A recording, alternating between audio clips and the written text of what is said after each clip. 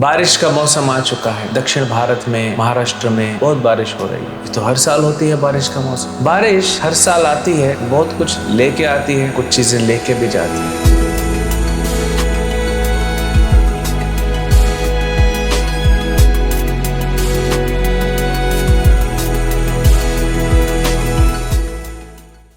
हरे कृष्णा।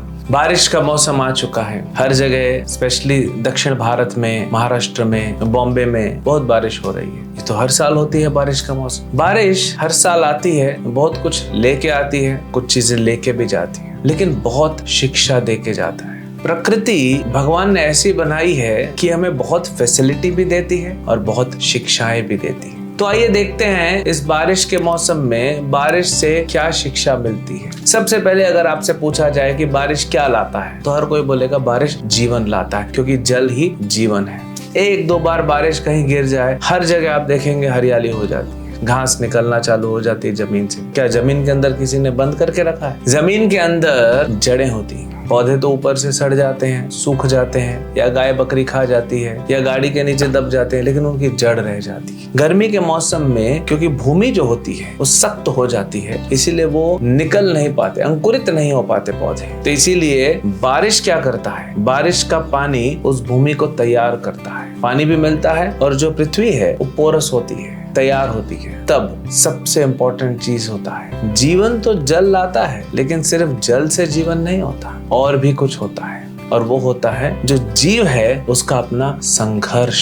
सो बारिश हमें सिखाती है जीवन प्राप्त करने के लिए जीव को संघर्ष करना पड़ेगा। हम देखते हैं जब 2-3 बार बारिश हो जाती है, हर जगह हरा भरा हो जाता है, एक ताजगी सी महसूस होती है, फ्रेशनेस आता है। लेकिन ये क्यों होता है? क्योंकि ये पौधे बाहर निकल रहे हैं। लेकिन क्या बिना संघर्ष के वे निकले हैं? बहुत संघर्ष करना पड़ता है। तो आइए देखते हैं इन पौधों से, ये घास से हम क्या संघर्ष सीखते हैं और हमारे जीवन में ये कैसे अप्लाई होता है। तो देखिए, गर्मी में या तो पौधे सूख जाते हैं, या तो हमने कहा गाड़ी के नीचे दब जाते हैं, या कोई काट देता है, या कोई बकरी भेड़ खा जाती है, लेकिन उसकी जड़ अंदर रह जाती है। और जैसे ही बारिश होती है उसको एक वापस हिम्मत मिलती है, वो अपनी हिम्मत जुटाता है और वापस अंकुरित होने का प्रयास करता है। शायद कुछ पौधे सफल न हो पाए, जो जड़ें हैं वो अंदर ही रह जाएं, हमको नहीं पता। कुछ सफल हो जाते हैं, लेकिन इतने संघर्ष के बाद भी कई बार रोड के बीच में थोड़ा रोड में खड्डा हो जाता है, मिट्टी आती है, तो वहां से पौधा निकल जाता है, लेकिन वो बेचारा पौधा गाड़ी के नीचे दब के मर जाता है। उसका संघर्ष इतना था, वो जीवन आया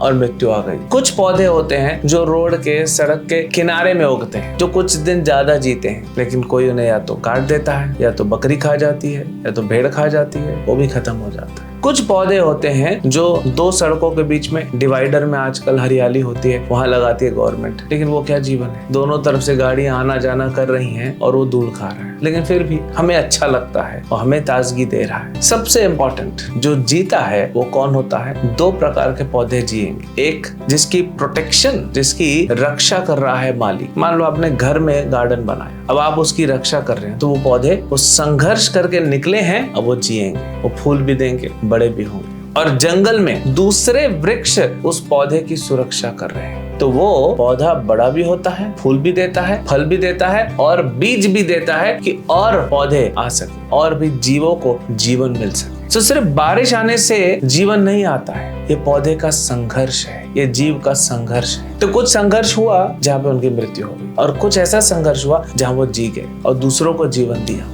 को जीवन मिलता है ना, वो एक ऑक्सीजन छोड़ते हैं तभी तो हम जी पाते हैं। तो वैसे ही हमारे जीवन में भी ये बारिश क्या है और संघर्ष क्या है, और 2 प्रकार के संघर्ष क्या है। सो बारिश तो भगवान बहुत कुछ दे रहे हैं हमें भगवान ने सब दिया है, प्रकृति में सब अवेलेबल है। अब हमें संघर्ष करके चीजों को प्राप्त करना है और अपना जीवन जीना है। अब 2 प्रकार के संघर्ष होंगे। एक संघर्ष होगा अपने हेल्थ को अच्छा रखने के लिए, अच्छा खाना खाने के लिए, अच्छी जॉब करने के लिए, अच्छा घर हो, साफ सफाई हो, अच्छा परिवार हो, परिवार की सुरक्षा करना, बच्चों को पढ़ाना, ये सब देखना, हेल्थ खराब ना हो, ये एक संघर्ष है। हम सब ये संघर्ष रोज कर रहे हैं, लेकिन ये संघर्ष फल दे रहा है, कभी कभी नहीं भी दे रहा है। प्रयास करने के बाद भी हेल्थ खराब हो जाता है। प्रयास करते अच्छी जॉब मिले लेकिन तकलीफ हो जाती है। कभी पैसा मिलता है तो बहुत ज्यादा मेहनत करनी पड़ती है, और कभी टाइम ज्यादा मिलता है जॉब में, लाइफ अच्छी होती है तो सैलरी अच्छी नहीं मिलती। तो ये संघर्ष ऊपर नीचे चलते रहता है, कभी अच्छा होता है कभी अच्छा नहीं होता। लेकिन चाहे आपको इस संघर्ष का फल मिले या ना मिले, ये संघर्ष का फल खत्म हो जाएगा जब मृत्यु आएगी।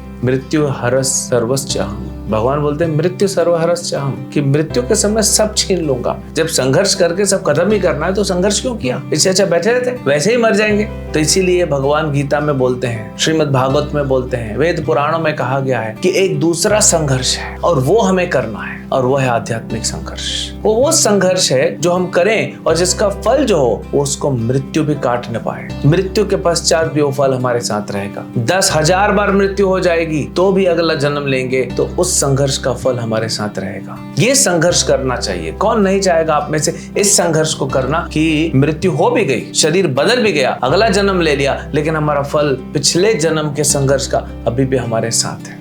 यह आध्यात्मिक संघर्ष। तो हम ये नहीं कह रहे हैं कि भौतिक संघर्ष मत कीजिए, हेल्थ को अच्छा मत रखिए, घर को साफ साफ मत रखिए, अब जॉब मत कीजिए, परिवार को सुरक्षा मत दीजिए। हम नहीं बोल रहे ये मत कीजिए, कीजिए, देश की भी सुरक्षा कीजिए, जरूरी है जितना शरीर का करना है। लेकिन हम भूल गए हैं आत्मा के लिए करना। कुछ संघर्ष आत्मा के लिए करना चाहिए, और क्योंकि आत्मा की मृत्यु नहीं होती, जो संघर्ष आत्मा करता है उसका फल भी आत्मा के पास होता है। जब आत्मा के पास फल होता है और आत्मा की मृत्यु नहीं होती है तो वो फल आपको अगले जन्म में भी काम आता है। तो ये संघर्ष लोग भूल चुके हैं। इसीलिए संसार में संघर्ष करते हुए भी सुख नहीं मिल रहा है, क्योंकि आध्यात्मिक संघर्ष नहीं हो रहा है। आध्यात्मिक संघर्ष का फल तो बाद में मिलेगा, गारंटी है। आपको शायद भौतिक चीजों में गारंटी ना हो, लेकिन आध्यात्मिक में तो भगवान गारंटी देते हैं। लेकिन संघर्ष करने के बाद तो फल मिलेगा। ये जो संघर्ष होता है ना भक्ति में जीवन में, ये जो कर्म होता है, जो भक्ति होती है, ये अपने आप में आनंद देती है, ये अपने आप में सुख देती है, ये अपने आप में हमारे जीवन में, हमारे परिवार में शांति लाती है। तो हमारे ऊपर भी बारिश हो रही है। भगवान अलग अलग अवतारों में आ रहे हैं, अपने भक्तों को भेज रहे, अलग अलग शास्त्र भेज रहे हैं, सारी सुविधाएं दी हैं। तो भौतिक आध्यात्मिक भगवान ने दोनों का कॉम्बिनेशन हमको दिया है, इसलिए हमको दोनों का ध्यान रखना है, शरीर का भी और आत्मा का भी। अगर हम शरीर का रखते हैं आत्मा का नहीं रखते हैं, आप देख रहे हैं संसार का क्या हालत हो रही है। तो शरीर का तो रखना है लेकिन आत्मा को मत भूलिए। तो संघर्ष आध्यात्मिक भी होना चाहिए, और उसका मतलब क्या है? उसका मतलब है हम समय निकालें और हरे कृष्ण मंत्र जप करें, हम समय निकालें और भगवत गीता पढ़ें। नहीं तो फिर क्या फायदा? मृत्यु हो जाएगी तो सब खत्म हो जाएगा। जो आपने कमाया धमाया वो तो घर वाले सब खत्म कर देंगे। आपके पास क्या मिलेगा अगले जन्म में? कुछ भी नहीं, कुछ भी नहीं मिलेगा आपको। लेकिन अगर आप भक्ति करते हैं, हरे कृष्ण महामंत्र जप करते हैं, भगवत गीता पढ़ते हैं, भक्तों की सेवा करते हैं, भगवान की सेवा करते हैं, भगवान को भोग लगा के प्रसाद खाते हैं, मंदिर जाते हैं, भगवान के धाम में जाते हैं, तो आपको अगले जन्म में मोक्ष भी मिल सकता है। और मान लो थोड़ा बहुत छूट भी गया तो अगले जन्म में आपको इतना अच्छा भगवान जन्म देंगे कि थोड़ा सा भक्ति करके मोक्ष प्राप्त करके और निकल जाओगे। उसके बाद सारे संघर्ष खत्म, फिर कोई संघर्ष नहीं जीवन में, फिर क्या बचेगा? आनंद ही आनंद बचेगा। तो एक बार ये संघर्ष कीजिए आध्यात्मिक, और हमेशा के लिए संघर्ष खत्म। हरे कृष्ण।